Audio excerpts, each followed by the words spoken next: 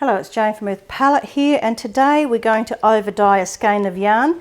This one has just been speckle dyed, and I'll go into that in another video, but this is actually just the straight Earth Palette dye powder, the black in this case, straight onto a damp yarn and then wrapped up to set.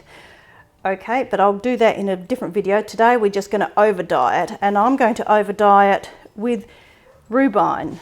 Now, I haven't actually put the tie on this, the acrylic tie, so that I can identify that and pick it up and handle it much easier rather than get it all tangled. So I'll do that now. And I'm just going to use rubine in here. This is just water, that's all it is. There's nothing else in there, just water.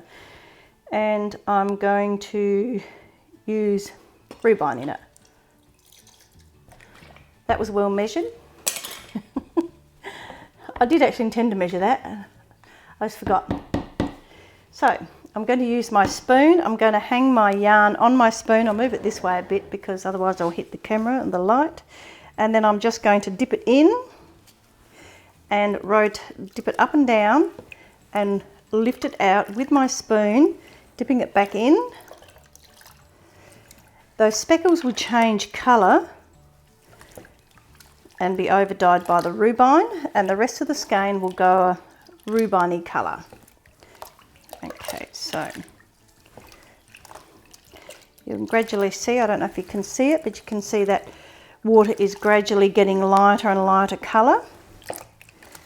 Now I'm only doing it with this one skein in a jug because it's only one skein. If I was doing 5 of them, I would use a bucket to do this because it's a bit messy like that. So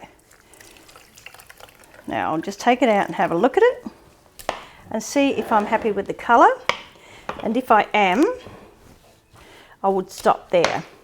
But I think I wouldn't mind that a bit darker, to be honest with you. So I will measure another slug, because that's a real word, into there. Give it a stir and repeat the same process until you're happy with the depth of the dye on it. Now this is just cold water in here. It would set quicker if you use warm water, but you wouldn't get quite as even a colour around the skein. It would definitely be a little bit more variegated because it strikes faster, the dye does, if it's warm. So in this case, cold water will give you a slightly evener colour. Evener, is that a word? Good with the words today. Whoopsie, try and knock the camera off. Now, I don't know if you can see that there's not much colour left in there. So I'll take it out and then I'll show you how it looks. So this is still quite a wet skein of yarn. So those coloured specks have actually changed colour with the rubine in there. Yeah. Maybe we'll go a bit darker again, shall we?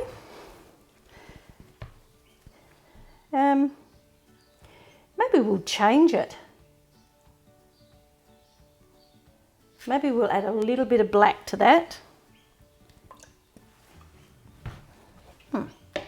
That'll definitely change things up.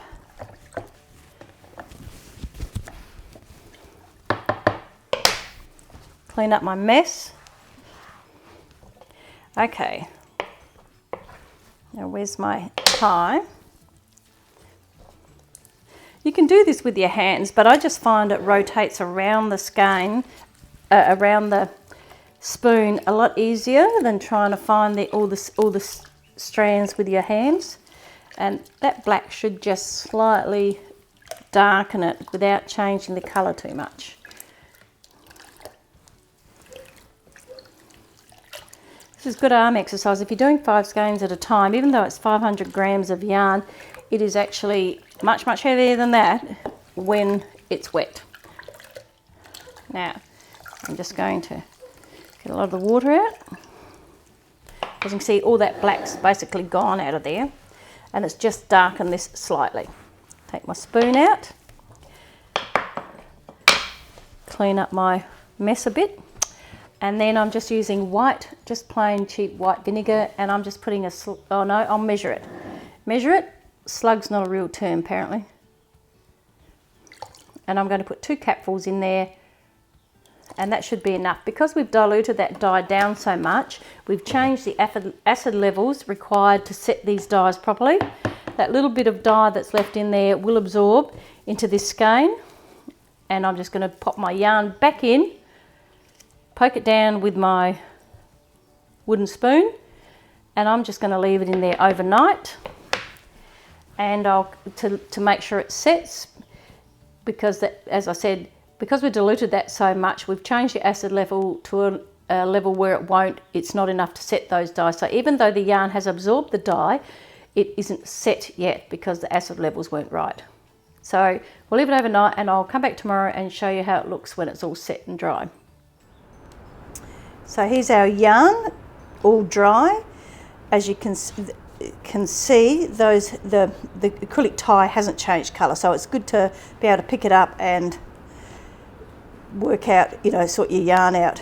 All those pops of colour that were from the sprinkle dye have turned out slightly different colours because of over dyeing this with the rubine, and then of course that slight little bit of black in there has toned down the colour of the rubine, so it's not quite so bright. So this skein is quite interesting, and I would certainly use it to make something. I'm just not sure what I'm going to use it for. Thank you for joining me. Feel free to give us a like and subscribe, and I hope you're feeling a little bit more confident about having a go at over dyeing yourself if you've got yarns that in your stash that you don't actually currently use. Thank you for joining me. I'll see you for the next video.